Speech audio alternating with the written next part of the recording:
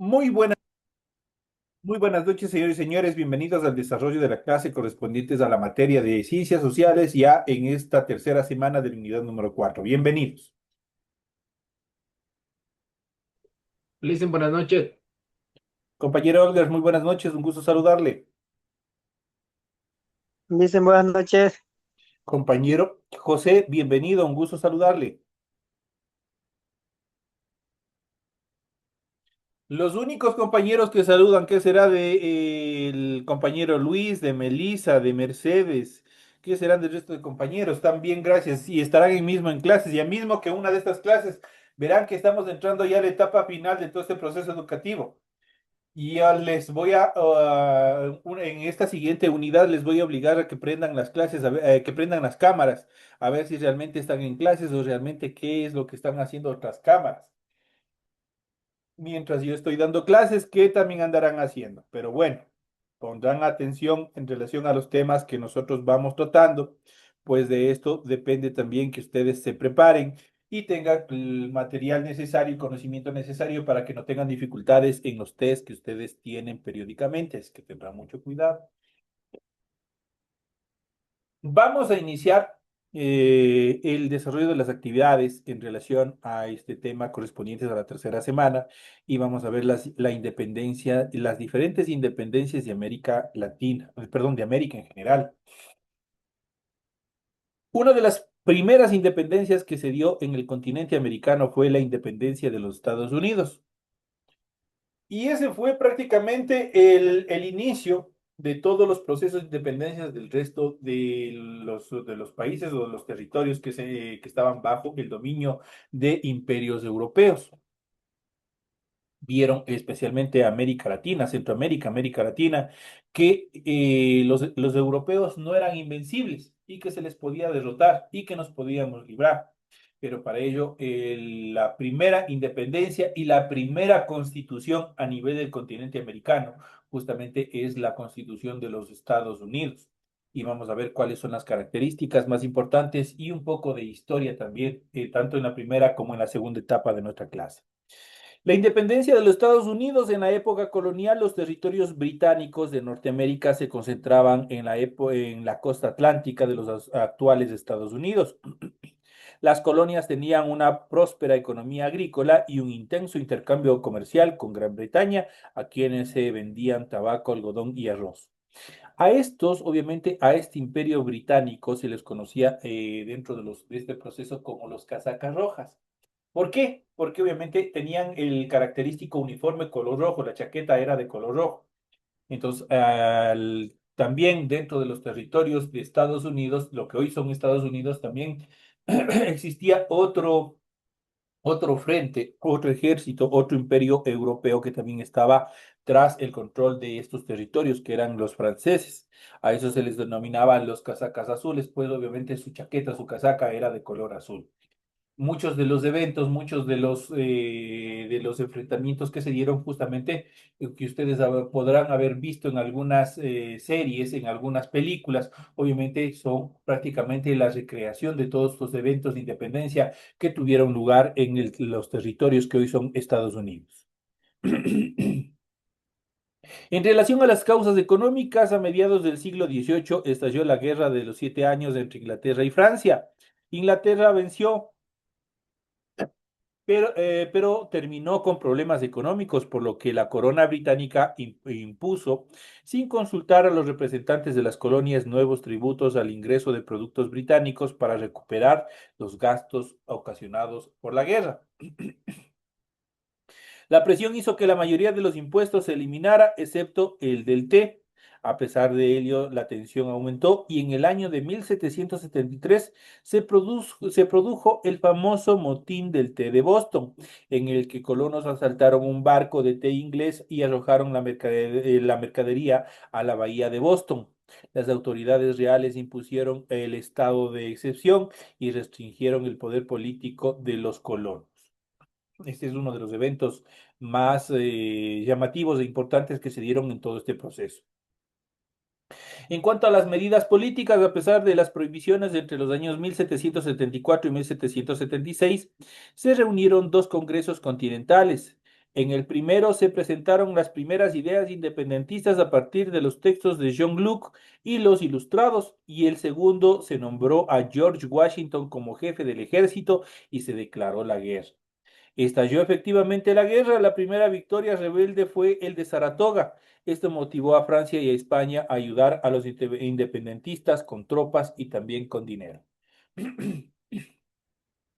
En cuanto a las consecuencias más importantes de la revolución, en el año de 1781, los ingleses fueron derrotados en Yorktown y en 1783 se firmó la Paz de Versalles, con la que Gran Bretaña reconoció la independencia de las 13 colonias y este territorio se convirtió en el primer país soberano del continente americano. Las repercusiones, obviamente, que se dio de este hecho fueron las siguientes. Primero se derribaron las trabas mercantilistas de la corona británica, pues ya no existía determinadas restricciones ni impuestos caros en relación a la compra o venta de productos. La burguesía ascendió como clase dominante, se estableció un sistema federal bajo un sistema de democracia republicana, se propagó la idea de independencia al resto de América y se aceleró la decadencia de los regímenes monárquicos de Francia y también de España. Uno de los temas fundamentales y donde nace lo que hoy tenemos como derechos humanos justamente es la Revolución Francesa. En la Revolución Francesa se establecen los derechos del hombre y del ciudadano, y eso sentaron las bases para construir lo que hoy tenemos como derechos humanos, pues ellos ya tenían esta idea de la Ilustración, y la Ilustración prácticamente basa su estructura en determinar que el ser humano está por encima de los capitales, por encima de los bienes materiales. Entonces se crea otra percepción en cuanto a las características y derechos y la importancia que tenían los seres humanos sobre el desarrollo de los capitales. En relación a la Revolución Francesa, mientras que en el ámbito económico se gestaba la Revolución Industrial, el pensamiento político europeo del siglo XVII se vio influenciada por el movimiento intelectual denominado Ilustración, que vería sus ideas materializadas hasta el siglo XIX. El pensamiento ilustrado se basaba en el uso de la razón, que permite al ser humano entender su entorno y establecer leyes. Entre las principales ideas que aplicó la Ilustración podemos mencionar las siguientes. Primero, el derecho natural. El derecho natural constituye la libertad, esto es la autonomía individual. Cada persona tiene una autonomía, puede hacer lo que quiera, pero obviamente con determinadas restricciones en función de las leyes. La igualdad. Todos los seres humanos nacen en igualdad de condiciones y también de derechos. En cuanto a la organización social, iniciamos con el contrato social. Los seres humanos renuncian a algunos de sus derechos naturales mencionados anteriormente para asumir libremente las reglas sociales que le garanticen la integridad y el derecho a la propiedad. Aquí se establece justamente los derechos, aquí se regula la actividad humana, porque si nosotros vemos desde la época medieval a la evolución que tuvo la sociedad, era prácticamente el comportamiento de la humanidad era bastante agresiva y por ende necesitaban determinadas reglamentaciones que debían cumplir para regular su actividad, su comportamiento ante la sociedad. La organización de clases por su riqueza y no por el grupo étnico, eso quiere decir por las castas. Y por último, a través del conocimiento, la humanidad puede progresar indefinidamente. ¿Qué es lo que dice el artículo 26 de nuestra Constitución, por ejemplo? Que nosotros obviamente podemos, en cualquier momento de nuestra vida, nosotros podemos seguir aprendiendo, seguir mejorándonos, ¿cierto? Entonces justamente se establece en esta organización social de los derechos y del pensamiento de la del movimiento de la ilustración. En cuanto a los principios políticos, primero la división de los poderes. Las funciones del Estado deben ser ejercidas por poderes independientes, que eso quiere decir que no tenga injerencia uno sobre otro. Y se establecieron los tres primeros funciones del Estado, que es la función legislativa, representado por asambleas, representado por congresos, dependiendo el modelo de gestión política que tenga cada país. La función ejecutiva representado por el presidente y la función judicial, en este caso de nuestro país, representado por los jueces, por fiscalías y también por la Policía Nacional. Esto en relación a la división de poderes. Y por último, la soberanía. El poder no proviene de Dios ni se hereda, sino que reside en quién. Reside en el pueblo, en nosotros. Es por eso que para que alguien, alguna persona, obviamente pueda ejercer el poder administrativo de un Estado, obviamente tiene que recurrir a quién. Tiene que recurrir al pueblo. El pueblo tiene que elegir en las urnas, aplicando los procesos de democracia. Entonces, estos son prácticamente los principios, relacionados a este movimiento de la Ilustración, los derechos naturales, la organización social, los principios políticos. Desde 1789 Francia vivió una revolución política que permitió derrocar al régimen monárquico y llevar al poder los ideales ilustrados de libertad, igualdad y fraternidad impulsados por la burguesía. La sociedad francesa pre-revolucionaria estaba estratificada. En primer estado, el clero, o sea, la iglesia. Segundo, el estado, la nobleza. Y el estado llano, la población representada por los burgueses. Mientras la nobleza no pagaba impuestos, se sometía a leyes especiales y ostentaba los cargos administrativos más importantes, las cargas fiscales estaban sobre la burguesía y las clases trabajadoras, que tenían muy pocos derechos. Estos tres grupos se reunían en los estados generales que el rey convocaba en casos críticos o excepcionales. Además, Francia padecía un déficit crónico en sus cuentas que se acrecentaba por el gasto de las guerras contra Inglaterra y el apoyo económico a la independencia de los Estados Unidos. En el año de 1789, el Estado llano instaló la Asamblea Nacional Constituyente y desde entonces, con avances y retrocesos, las ideas ilustradas se impusieron sobre el régimen absolutista de toda Europa y también en América. La Ilustración se impuso como ideal político y la burguesía tomó el poder. Ese mismo año fue la Declaración de los Derechos del Hombre y del Ciudadano, que serían la base, como les había dicho, de la creación de los derechos humanos que tenemos en la actualidad.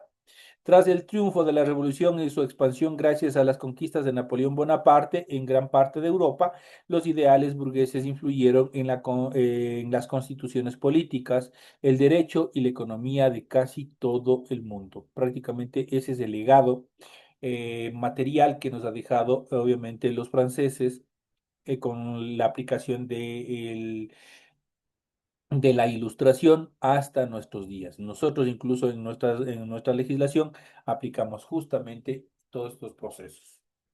En cuanto a la crisis del antiguo régimen, conocemos el antiguo régimen, todo el proceso monárquico de los reyes, de los castillos y de todas las estructuras que ellos tenían. Es el antiguo régimen.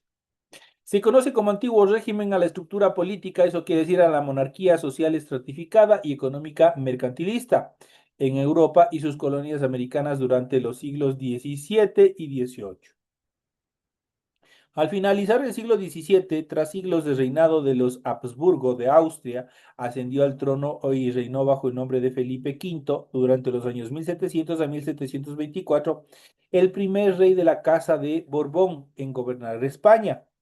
Los Borbones establecieron reformas para superar el déficit económico español, con las cuales se modificaban las relaciones hasta entonces establecidas entre las colonias y la metrópoli. Las colonias establecidas en el continente americano y la metrópoli que era España en Europa. Los americanos ya no o ya no serían vasallos de la corona, sino de la metrópoli.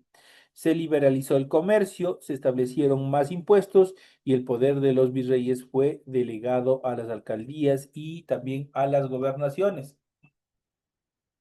Para el año 1808 ascendió al trono Fernando VII, también de la Casa de los Borbones, pero ese mismo año Napoleón invadió España y nombró rey a su hermano José I Bonaparte. Dentro de este proceso también se da esta etapa de la historia que son de las juntas soberanas de gobierno.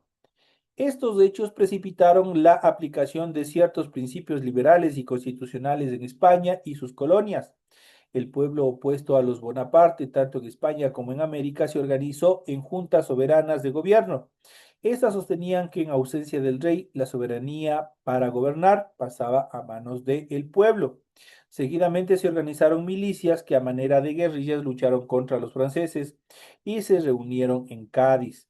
Con la representación de todas las juntas, inclusive de América, estos representantes eran electos de forma censitaria.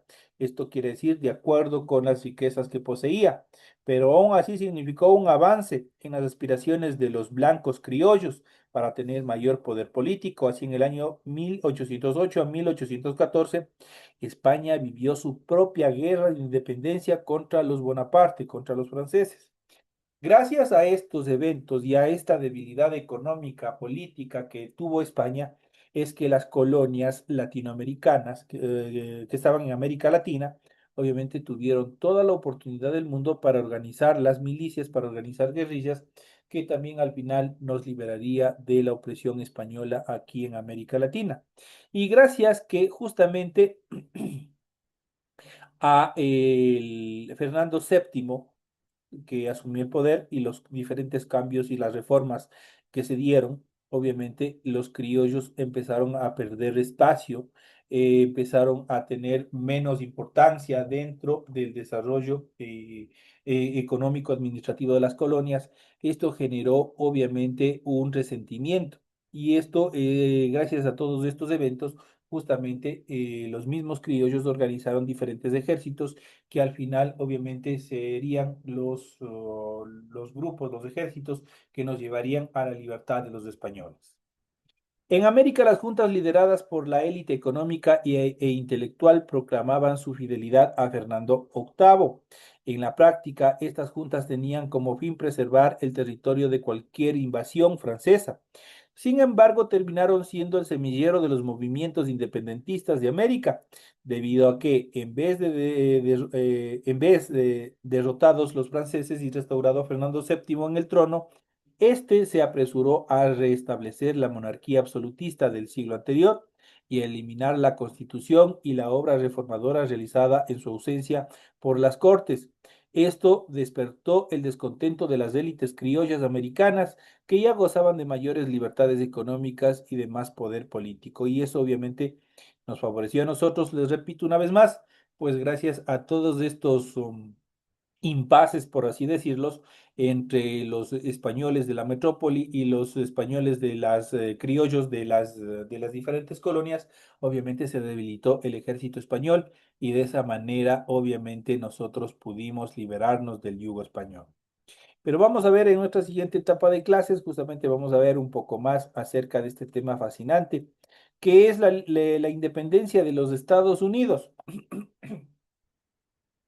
Y vamos a ver, prácticamente se les denomina las 13 colonias, porque las 13 colonias obviamente formaron lo que hoy es los Estados Unidos de América. ¿Qué fueron las 13 colonias? Vamos a ver cuáles fueron las 13 colonias británicas. Las 13 colonias británicas, también conocidas como las 13 colonias, fueron el conjunto de colonias británicas en las costas este del actual territorio de Estados Unidos. Fundadas entre los siglos XVII y XVIII, su proclamación de independencia en el año de 1776 dio nacimiento a los Estados Unidos de América. La primera bandera estadounidense llevó 13 estrellas y 13 bandas rojas y blancas en alusión a las 13 colonias emancipadas. Estas colonias formaron en su momento parte de los territorios británicos en América. Eran enclaves agrícolas de habla inglesa, religión protestante y leyes muy similares entre sí. Se vinculaban con la metrópoli europea a través de un sistema mercantilista en el que el gobierno central administraba rigurosamente los bienes de las colonias en beneficio de la población residente en Gran Bretaña. Sin embargo, a partir de la década de 1750, las distintas colonias comenzaron a relacionarse y colaborar entre sí, hasta a tal punto de que consideraron que podían prescindir de Gran Bretaña. Así se allanó el camino para la Revolución estadounidense y posteriormente su independencia. Además de las 13 colonias, Gran Bretaña controlaba otros territorios en el llamado Nuevo Mundo, como las Indias Occidentales británicas, Terranova, la provincia de Quebec, Nueva Escocia, Isla del Príncipe Eduardo y el este y oeste de la Florida. Esos eran los territorios donde estaban establecidos estas colonias. En cuanto a los puntos claves más relevantes de este tema, las 13 colonias fueron asentamientos coloniales británicos establecidos en la costa entre América del Norte entre los siglos XVII y XVIII. Se dedicaban a diversas actividades económicas como la agricultura y el comercio y tenían un cierto grado de autonomía local. A lo largo del siglo XVIII, los colonos manifestaron su descontento con la restricción comercial que les imponía el gobierno británico. En 1776, las 13 colonias declararon su independencia en el contexto de la Guerra de Independencia durante los años 1775 a 1783 y consiguieron su emancipación con el nombre de Estados Unidos. Esto en cuanto a los puntos más relevantes. ¿Cuáles eran las 13 colonias? Aquí nosotros podemos ver la ubicación de todas las 13 colonias que hoy forman los Estados Unidos de América. Las 13 colonias británicas eran, y vamos a ver cuáles son en relación a sus nombres. La primera tenemos Massachusetts, fundada en 1620, Nuevo Hampshire, fundada en 1623, Rhode Island, fundada en el año de 1636, Connecticut, fundada en el año de 1636, Nueva York, fundada en el año de 1664, Pensilvania, fundada en 1681, Nueva Jersey, fundada en el año de 1664, Delaware, fundada en el año de 1664, Maryland, fundada en el año de 1632, Virginia, fundada en el año de 1607, Carolina del Norte, fundada en el año de 1653, Carolina del Sur, fundada en el año de 1670, y por último, Georgia, fundada en 1733. Ahí nosotros tenemos las 13 colonias que hoy constituyen lo que son los Estados Unidos de América. ¿Cómo surgieron las 13 colonias? Es importante y vamos a hacer en estos últimos minutos de nuestra clase, vamos a ir viendo este pequeño resumen en cuanto a las ideas, a las actividades más preponderantes de esta etapa. El primer asentamiento permanente británico en territorio americano fue Jamestown, Virginia, fundado por una compañía comercial en 1607, años antes de que Virginia se convirtiera en colonia real, es decir, administrada por la corona británica en 1624. En 1620, un grupo de colonos puritanos fundaron Plymouth, que tiempo después pasó a formar parte de la colonia de Massachusetts y en 1623 fue fundado Nuevo Ampires. La población de estas colonias iniciales eran diversas, compuestas por colonos y agricultores de diversas nacionalidades europeas, esto es, ingleses, escoceses, irlandeses, alemanes, flamencos y también franceses. En muchos casos se trataba de personas perseguidas por causas religiosas, que veían en el Nuevo Mundo la oportunidad de empezar desde cero en un territorio alejado del poder de la Iglesia y de la corona. También había asentamientos fundados en el siglo XVII por colonos suecos y Netherlands, que luego fueron conquistados por los ingleses y asimilados por las 13 colonias. En el año de 1770 muchas de estas colonias eran ya centros urbanos, con tiendas comerciales, artesanos y periódicos, y con una población que en constante expansión debido a la migración europea y a las generaciones nacidas en suelo americano. Estas colonias nunca tuvieron una aristocracia feudal como en Europa, dado que las tierras eran abundantes y cualquier hombre libre era bienvenido para cultivarlas. En cuanto a los antecedentes de la independencia de los Estados Unidos, debido a su baja rentabilidad de productividad en comparación con las colonias británicas del Caribe, el gobierno de Gran Bretaña consideró práctico otorgar a las 13 colonias cierta autonomía para que pudieran administrar sus recursos de una manera más eficiente. Podían tener su propio sistema de gobierno local en el que se eligieran representantes mediante el voto, aunque la mayoría de los gobernadores coloniales eran nombrados por la corona. Por otro lado, las leyes aprobadas por el Parlamento británico en Gran Bretaña tenían validez y vigencia en los territorios americanos, pero las colonias no tenían representación en el Parlamento. A su vez, el sistema colonial británico se basaba en el mercantilismo, una doctrina económica que planteaba que las colonias debían comerciar exclusivamente con la metrópoli y suministrarle materia prima a cambio de bienes manufacturados provenientes de Europa. Esto en cuanto a los temas más importantes que nosotros podemos ver y obviamente que el tiempo nos ha permitido analizar dentro de esta primera independencia que tuvo el continente americano. Y obviamente que fue el antesala, fue el espejo, el modelo a seguir para la liberación del resto de territorios americanos. Pues vieron todas las colonias, vieron todos los pobladores, que no era difícil derrotar a los europeos. Y efectivamente así lo realizaron. En este caso nosotros nos liberamos de España. En su momento también lo que hoy es Brasil se liberó de los portugueses y de esa manera proclamaron su independencia, que son temas que nosotros también iremos reforzando en los siguientes episodios, en las siguientes clases que nosotros seguiremos viendo en el transcurso de este proceso educativo. Señores y señores, de esta manera llegamos a la parte final de las actividades correspondientes a la materia de ciencias sociales. Ha sido un gusto haber compartido con ustedes, que les deseo que tengan una feliz noche, que descansen y nos estaremos viendo hasta el día de mañana en las siguientes horas. Señores y señores, una feliz noche, nos vemos el día de mañana. Gracias, Licen. Sí. Gracias, Licen.